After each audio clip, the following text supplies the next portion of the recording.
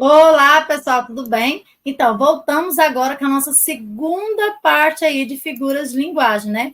Na aula passada, nós falamos aí sobre todas essas figuras de linguagem que eu coloquei aqui para você, né? Nós falamos a metade, nós falamos um pouquinho aí sobre a metáfora, né? Lembra lá? A metáfora é uma comparação sem elementos comparativos.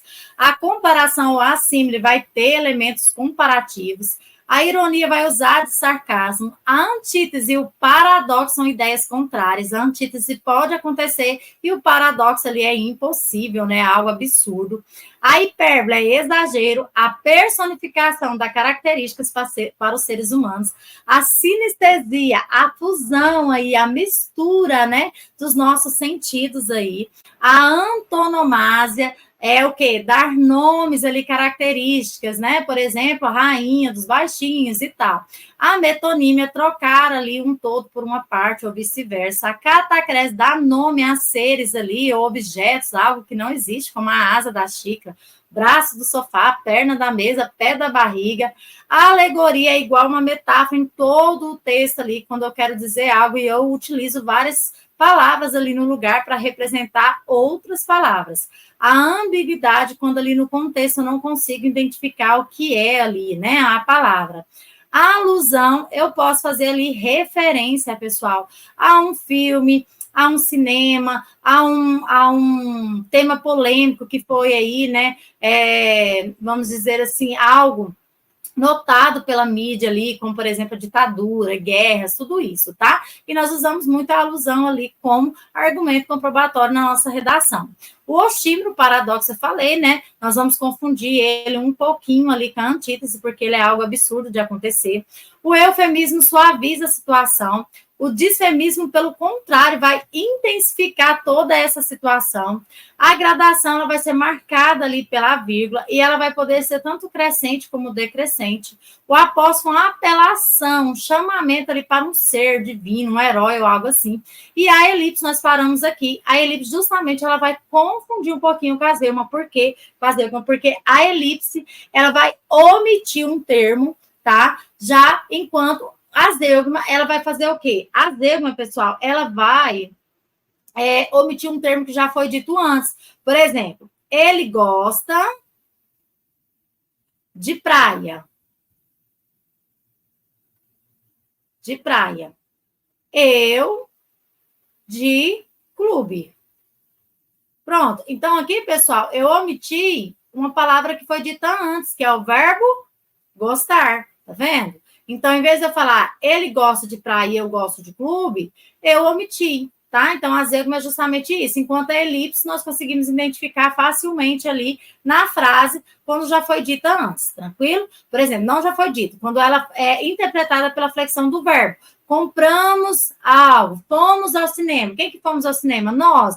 Então, faz essa omissão ali, às vezes, do pronome ou de uma palavra que é fácil de ser identificada, tranquilo? As sílabes, nós temos as sílabes de número, de gênero, tá? E de pessoa. O que seria isso, professor? É quando a concordância não está dentro da regra ali, né? A concordância não está de acordo com a normativa, com a gramática, tá? Às vezes ele concorda ali com a ideia, em vez de concordar com a pessoa, ou com o número, ou até mesmo com o gênero. Por exemplo, eu visitei a linda São Paulo. São Paulo é masculino, tá? Mas quando eu falo a linda, eu estou concordando com a ideia que está implícita ali, né? Que é o quê? A cidade, tá ok? Hipérbito é a inversão da frase, como igual aquela frase que eu falei lá, são como jabuticaba seus olhos, ou seja, aqui é uma inversão da frase. Por quê, pessoal? O correto da frase é nós fazemos a frase com a ordem direta. O que seria a ordem direta? É o nosso sujeito, o nosso verbo e o nosso complemento. Quando eu mudo essa ordem, eu tenho hipérbito, tá? Ou seja, eu tenho a inversão, a ordem indireta dessa frase. Tranquilo, pessoal? Então, eu creio aqui que vocês estão conseguindo pegar bem tranquilo mesmo. A NASP, ela é bem parecida com o hipérbito, tá?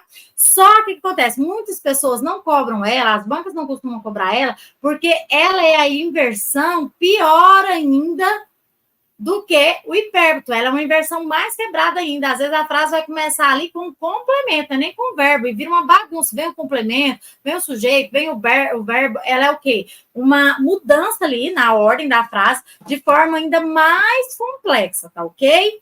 Polissíndeto, pessoal, síndeto, lembre de síndeto. Síndeto vem de conjunção, é a mesma coisa, tá ok? Então, como que eu tenho poli? Poli é muitos. É onde eu vou ter uma frase que ela vai ter várias conjunções, ok? Já o assíndeto é sem conjunção. Então, se é sem conjunção, eu vou usar a vírgula no lugar, tá? Então, eu faço a omissão dessa conjunção através da vírgula. A anáfora, não confunda a anáfora com termo anafórico, tá? A anáfora vai ser a repetição de palavras que já foram ditas antes, tá? Enquanto o termo anafórico, eu coloco uma palavra para substituir, para fazer a retomada do anterior. E na maioria das vezes é o pronome. Por exemplo, Paulo tinha 54 anos. Ele era um coroa enxutão, vamos dizer assim. Então, esse ele está fazendo o quê? A retomada de Paulo, ok? Anacoluto, pessoal, o anacoluto é a frase quebrada. Por exemplo, eu falo assim, ó, ele, vírgula, não sei o que se passa na sua cabeça. Então, é quando eu não coloco uma frase inteira, eu quebro ela, eu tiro o predicado dela ali e já começo outra oração. Então, anacoluto é essa quebra de frase, tá ok? Pessoal, quiasmo não é quiabo, mas é a inversão da ordem da frase. Por exemplo, é o cruzamento. Se eu falo assim, ó, a bênção é como espada, espada como bênção. Então, eu faço a ordem inversa. O primeiro termo passa a ser o último e o último termo passa a ser o primeiro. Tranquilo? O último, primeiro, primeiro, o último. Tranquilo? Pleonasmo. Pessoal, isso aqui é a redundância desnecessária. Por exemplo, subir para cima, descer para baixo, entrar para dentro, sair para fora, hemorragia de sangue, se é hemorragia, já é de sangue. Ai, professora, eu ganhei grátis uma linda bolsa. Se você ganhou, já é grátis. Ah, professora, nossa, eu vi um filme baseado em fatos reais que mudou a minha vida. Se já é baseado em fatos, já é real, não precisa falar. Então, é justamente isso que é o pleonasmo, a redundância desnecessária. Epanaletese, professora, que diacho que é isso? É de comer, é de beber, de passar no cabelo? Pessoal, justamente é quando, vocês vão lembrar aqui que ele tem um E de início e um E de final, é quando eu faço a repetição de uma palavra no início e também no final. Homem. Todos são homens. Homens, todos são homens, tá? Ou todos são iguais. Homens. Ok? Anadiplose, pessoal, a anadiplose é a repetição do verso. Lembra lá a repetição do verso da palavrinha, ou do final da palavrinha. Por exemplo, ó, hoje é domingo, pede cachimbo, o cachimbo é de ouro, bate no touro, o touro é valente, bate na gente. Tá vendo que tem essa repetição ali da rima? Então, é justamente a anadiplose, tá ok? Essa repetição ali da rima. O diácono, pessoal, é quando eu tenho a repetição de duas palavras, mas vai haver uma palavra no meio. Vida, boa, vida. Então, aqui eu pego aqui, ponho uma palavra no meio e repito duas palavras, tá? A onomatopeia, pessoal, é quando nós temos os sons, os barulhos, né, de tudo. O barulho, tá? Então, tic-tac do relógio, toque-toque da porta e assim vai. A literação, vocês vão lembrar que aqui, 1, 2, 3, 4, aqui eu tenho uma consoante, então é a repetição da consoante. A sonância, 1, 2, 3, 4, eu tenho uma vogal, é a repetição da vogal. Como assim, professor? Na literação, o rato roeu a roupa do rei, então eu estou fazendo a repetição do R. Aqui a sonância nós vamos encontrar muito assim, ó, ata, o a, o ou, repetição de vogais mesmo ali dentro de um poema, tá? A paronomásia, pessoal, é par iguais de palavra, tá? Por exemplo, professora, vamos lá, vamos pegar aqui o taxa com CH e o taxa com X. Então, são paranomásia, par de palavras parecidas, iguais, tá? Cacofonia, pessoal, a cacofonia é som estranho, som diferente, som feio, para falar modo grosso aí. É um som feio. É você virar e falar assim, ai, gente, nossa, hoje eu vi ela. Deu o quê? Uma pequena rua. Ou eu falar assim, ai, nossa, eu queria tanto ter a boca dela. Boca dela, boca dela, boca dela. Fica bem estranho.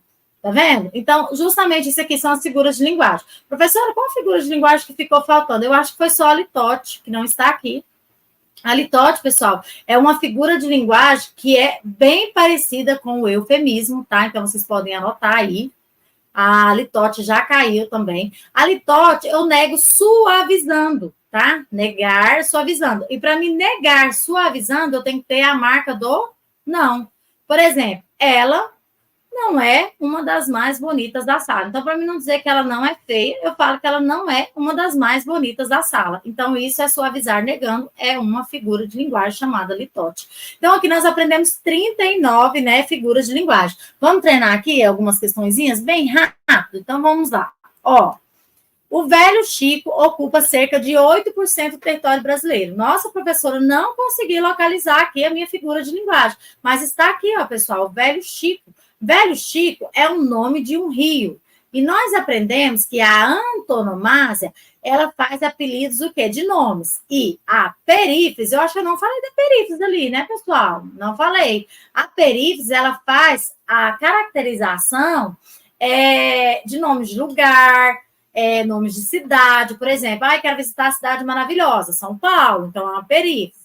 Nesse caso aqui, o Velho Chico é uma perífrase, está retratando aqui o rio São Francisco, tá? Ele é chamado do Velho Chico, por isso que tinha até aquela novela lá, que inclusive ele morreu, né? O autor lá, Santos, eu acho que era uma coisa assim, eu não lembro. Tá, aquele tum-tum do seu coração aumentava cada vez que se aproximava da pretendente. Então, esse tum-tum aqui, nós temos o quê? Uma onomatopeia. É o som do barulho do coração, ok? Uma onomatopeia. Chove, chuva, chove sem parar. Aqui eu estou tendo a repetição do CH. Então, aqui eu tenho uma aliteração. Tá ok? A mim me enganou só uma vez.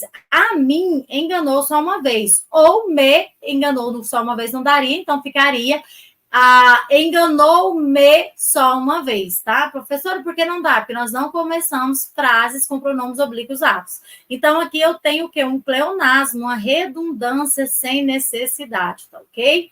Sou um passarinho com desejo de voar. Professora, que eu poderia falar que é uma prosopopeia, né? Mas, não, por quê? O ser humano tem característica de voar? Nada a ver. Quando ele fala que sou um passarinho com desejo de voar, ele está querendo dizer que ele é uma pessoa livre, ele está usando uma metáfora, tá ok? E olha o verbo ser aqui que eu falei para vocês, que é uma marca da metáfora, e não tem elemento comparativo. Sou um passarinho com, não é como, tá ok? Vamos ver, então, metáforas e comparações para a gente terminar, diferenciação? Então, vamos lá. Ele é simplesmente um deus grego. Pronto, pessoal, não estar comparando, aqui só está falando o quê? Que é um deus grego. Professora, mas não está comparando? Está comparando, só não está usando o elemento comparativo. Ele é bonito como um deus grego. Opa, agora aqui, ó, está comparando de forma explícita. Então, aqui é uma comparação. Suas palavras são doces da minha infância. Aqui só estão falando que elas são doces. Eu estou fazendo uma comparação aqui de forma implícita. Não está aparecendo. Age como um burro. Opa, agora ele está falando aqui que ele age como um burro. Ele comparou as ações dele como um burro. Então, aqui eu já tenho uma comparação explícita, né? Aquele homem é burro, é um burro. Então, aqui eu estou usando uma metáfora. Ele é um burro mesmo, um animal? Não. Aqui eu falo de quê? De inteligência, né? Então, é isso, pessoal. Espero que vocês tenham aprendido as nossas figuras de linguagem. Treine bastante exercício, que eu tenho certeza que vocês vão fechar aí as provas, tá bom? Beijinho, até a próxima aula. Tchau, tchau para vocês.